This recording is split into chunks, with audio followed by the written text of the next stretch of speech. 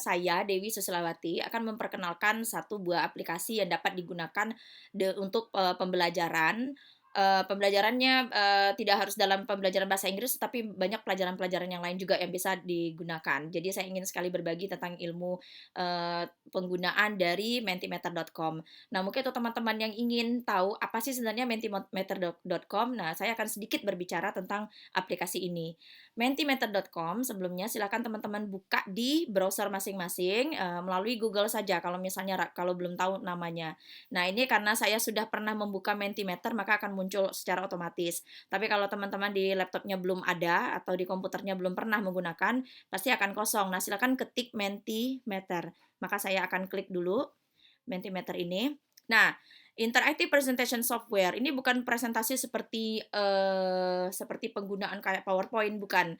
Tetapi salah satu cara aplikasi yang digunakan ketika teman-teman ingin melakukan brainstorming di dalam kelas atau mungkin ingin menanyakan pendapat tentang sebuah benda. Jadi bisa dijadikan sebagai aplikasi untuk memulai pelajaran. Nah, karena itulah yang paling sering saya gunakan untuk di dalam kelas supaya lebih menarik dibandingkan bertanya satu persatu kepada siswa terus kita menuliskan ide mereka di papan tulis atau menanyakan salah satu. Nah, karena ini sudah zaman digital, jadi saya lebih suka menggunakan atau bermain dengan teknologi, di samping itu lebih menarik, itu juga bisa memancing siswa untuk lebih fokus dalam pembelajaran. Silakan diklik di mentimeter.com ini, oke, maka akan muncul di layar teman-teman seperti ini. Jika belum pernah menggunakan, teman-teman harus sign up dulu. Nah, tapi kalau misalnya sudah punya yang namanya Gmail, saya rasa sign up-nya tidak perlu, silakan login saja. Login dengan menggunakan Gmail. Silakan login. Nah, di sini login with Google, artinya dengan Gmail Bapak Ibu. Berarti silakan klik di sana. Karena saya dulu pertama kali saya belum tahu, jadi saya sign up. Artinya saya mendaftar dulu bagaimana supaya saya bisa punya akun di mentimeter.com ini. Makanya langsung otomatis keluar email di sini. Nah, langsung saya akan login. Kalau teman-teman sudah punya Gmail, silakan klik di sini nanti langsung login. Kita akan login, maka akan muncul di layar seperti ini. Seperti ini. Nah, di sini ada new presentations, ada new folder. New folder itu digunakan apabila ini terlalu banyak. Jadi teman-teman ingin membuat folder, bisa dimasukkan ke dalam satu folder. Silahkan. Tapi yang ingin saya jelaskan di sini adalah bagaimana untuk membuat presentasinya supaya bisa digunakan di dalam kelas. Nah, silakan klik new presentations. Nah, ini new presentations. Ketika diklik new presentations, ini akan meminta nama.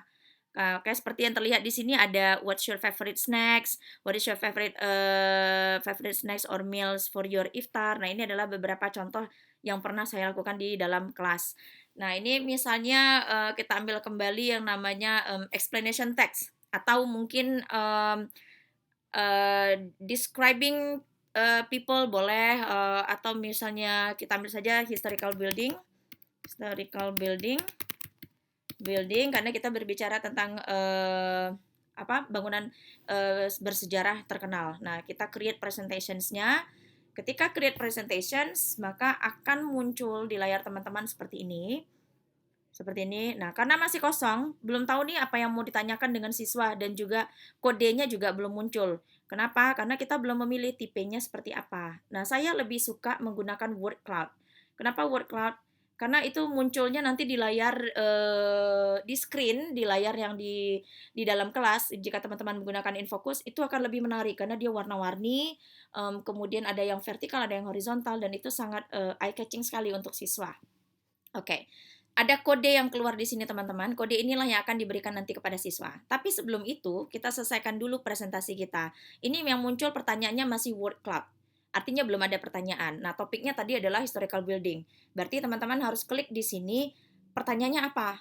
Nah, pertanyaannya misalnya, what is your favorite historical building? Atau misalnya mention one historical building that you have ever visited in your life gitu. Itu lebih panjang ya. Jadi pandai-pandai teman-teman saja kira-kira yang mau ditanyakan apa. Nah, jangan lupa di sini pengaturannya. Misalnya teman-teman ingin siswa itu memiliki beberapa kali jawabannya itu boleh berapa, berapa, apakah 2 atau hanya satu, mau membatasin. Kira-kira misalnya, hanya ingin satu jawaban saja, berarti ini harus cari bikinnya satu. Artinya nanti munculnya kolom untuk menjawab itu hanya satu. Tetapi kalau misalnya mau 2 jawaban, berarti pertanyaannya buildings ya, ganti, kemudian ini diklik 2. Nanti akan muncul dua kolom. Nah, saya akan tunjukkan setelah ini. Kemudian di sini ekstranya boleh, let participant submit multiple times, artinya dia bisa jawab berkali-kali, mendingan nggak usah, jadi nggak usah di-checklist. Nah, setelah ini, untuk menampilkannya di dalam kelas, silakan di-present, kita present seperti, kita present, tetapi, ada baiknya kita ini akan di-present, maka muncul seperti ini. Oke, maka akan muncul seperti ini, "What is your favorite building?" Nah, inilah kode yang kita berikan ke siswa. Nah, kalau begitu siswa bagaimana?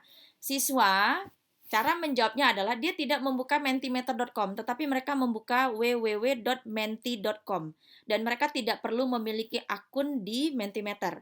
Cukup membuka ini saja, menti.com, kemudian memasukkan kode 36060. Nah, sebagai contohnya, kita akan cobakan dulu dengan siswa. Nah, misalnya begini, saya sebagai siswa, saya akan buka menti.com. w.menti.com. Oke, maka akan muncul seperti ini. Nah, teman-teman langsung minta kode. Kodenya apa? Inilah kode yang akan dimasukkan oleh siswa tadi, 36060. Oke, 36060.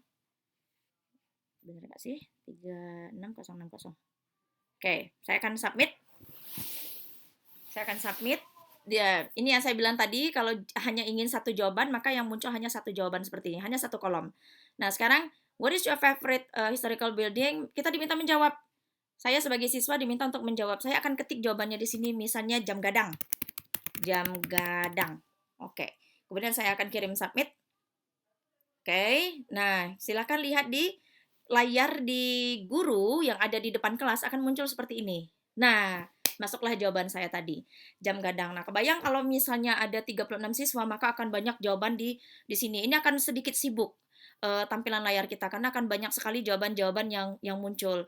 Nah, setelah jawaban ini muncul, silahkan teman-teman berdiskusi dengan siswa. Misalnya, why do you like visiting Jam Gadang? Why Jam Gadang is a favorite place? Mereka akan bercerita, walaupun mungkin terbata-bata dengan menggunakan bahasa Inggris, tapi that's fine. Kita harus tetap menggunakan bahasa Inggris dengan siswa. Jadi pancing mereka untuk tetap communicate dengan using English gitu. Nah, jam gadang mungkin bertanya, nggak perlu ke semua siswa teman-teman, cukup misalnya 3 atau 2 siswa, tergantung dari manajemen waktu yang kita alokasikan untuk kegiatan awal pembelajaran ini gitu. Ada misalnya jam jam gadang dan sebagai Borobudur sebagai jawaban mereka. Nah, silakan ditanyakan. Silakan saling bertanya dengan siswa. Kita tidak perlu menunggu semua siswa menjawab. Kalau misalnya kita hanya membutuhkan waktu untuk beberapa misalnya 5 menit gitu. Tetapi pada saat kita diskusi dengan siswa, apabila ada siswa yang baru masuk, masih ada kemungkinan jawaban mereka akan muncul. Jadi ini akan bergerak lagi gitu. Misalnya jam gadangnya mungkin jadi vertikal gitu atau balik lagi menjadi horizontal. Nah, mungkin itu saja dari saya tentang bagaimana penggunaan mentimeter.com.